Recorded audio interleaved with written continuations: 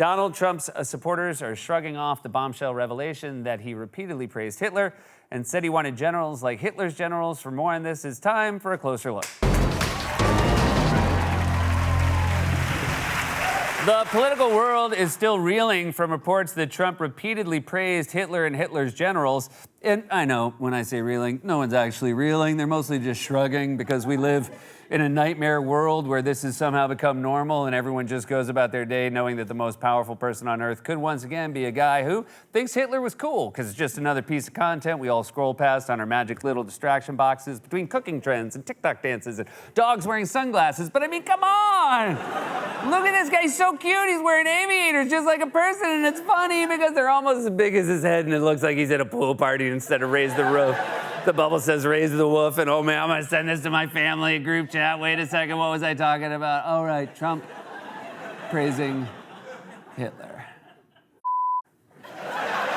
I'm not sure we as a society have fully absorbed the magnitude of this story, given the way the media has been covering it. Straight from the source tonight, Donald Trump's former chief of staff, General John Kelly, going on the record 2 weeks before Election Day, saying that Donald Trump meets the definition of a fascist and that he said nice things about Hitler. And guess who's back? Back again. Eminem is joining President Obama on the campaign trail. No, you can't. You can't follow up a story as insane as presidential candidate praises Hitler with fun wordplay about Eminem. If the first story is the next president could be a Hitler lover, then just, don't have a second story. That's enough to fill an hour. What are you going to do if World War breaks out? A nuclear exchange has begun between the world's major powers, threatening to end life on Earth as we know it. And hi, my name is what? My name is who? My name is Ling Ling, the newest panda at the National Zoo. And look, I get it. It can be tough to figure out how to cover something like this because, as with all Trump revelations, it's both shocking and also not at all surprising. So we're left in this weird middle ground where you're reporting something that everyone basically knows already, but it's also still insane. It's like going through a haunted house with a group of friends who used to work there. You guys, a zombie with a chainsaw just popped out from behind that broken mirror. Oh, yeah, that's Scott. What's up, Scott? New chainsaw? Dope. Plus, you guys, a lot of crazy happening. This week alone, so much has happened, we didn't even have time to talk about the Department of Justice warning Elon Musk that his $1 million giveaway to registered voters in swing states could be illegal, or Rudy Giuliani being ordered to turn over his possessions, including his watches, Yankee memorabilia, and his Manhattan apartment, to the 2 Georgia election workers he defamed. That story made us so happy, but we had no time for it. Do you know how much it pains us not to talk about Rudy when something hilarious happens to him? I mean, I love imagining the call Trump got from Rudy after that ruling came down. Boss, I need some money. Can you help me out? No problem, Rudy. I know a place that's hiring. Anyway, as we've said many times, you don't have to look far to find Trump praising tyrants and dictators and saying we should be more like them. He just said as much at a rally on Tuesday, the same day the Hitler story came out. Can you imagine what President Xi, I got to know him very well. He's a fierce individual. The press, the fake news hates when I say that he's a brilliant man. He runs 1.4 billion people with an iron fist. Am I allowed to say he's smart? Is he smart? He's a smart man. He's a fierce man. I get along with him very well. Why do you keep calling him fierce like you're judging him on an episode of Project Runway?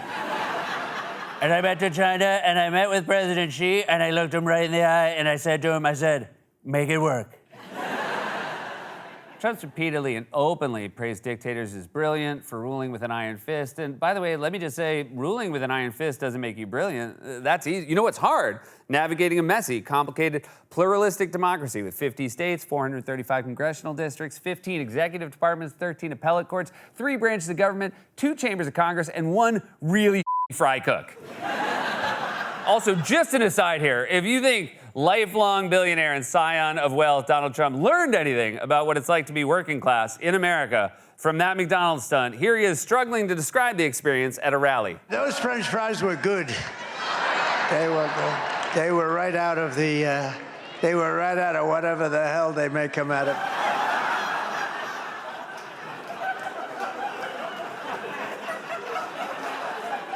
The fryer?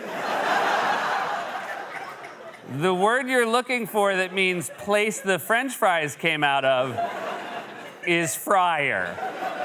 I seriously think they wouldn't have been able to give him a job even if he wanted one. All right, just a few quick questions. This is basically a rubber stamp to get you on board. What do we cook the French fries in? You know, I don't think it has a name. French fry machine, you're hearing a lot of people call it that these days, I think. Anyway, here's a sentence no one ever wants to say. Back to the Hitler story.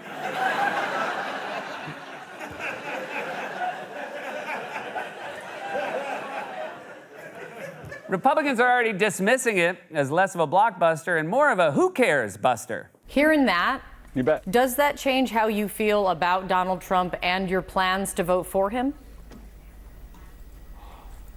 No, look, I respect General Kelly. I think he's great. He's got a long-term relationship with the president.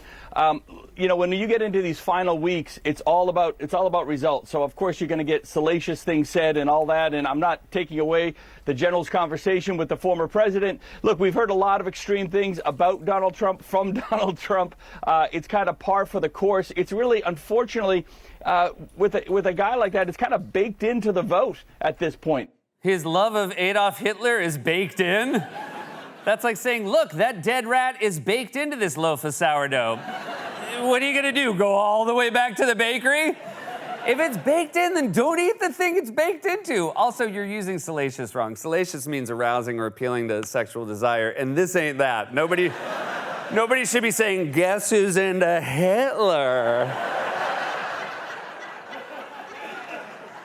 Again, let me remind you, this isn't salacious hearsay. This is an on-the-record account from Trump's own chief of staff, General John Kelly, who also said Trump is the textbook definition of a fascist. Do you think he's a fascist? Well, I'm looking at the definition of fascism.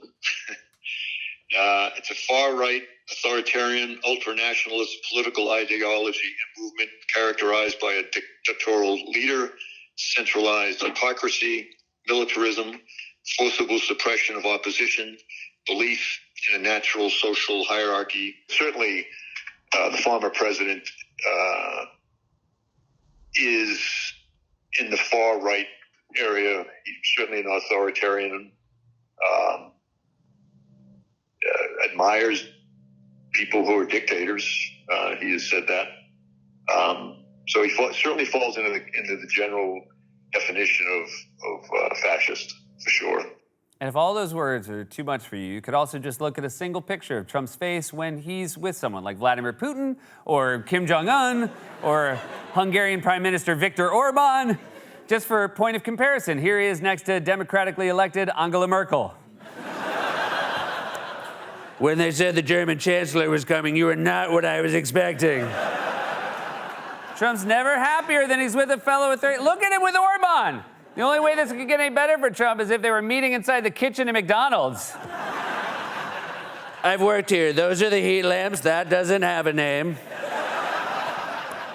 This is not a complicated story. Trump is a fascist who likes other fascists and wants to emulate fascism. If you're shrugging that off as baked in, then you're just saying you're okay with fascism. If you're still supporting Trump, just admit you think fascism is cool. It's awesome. It's Fierce. This has been A Closer Look.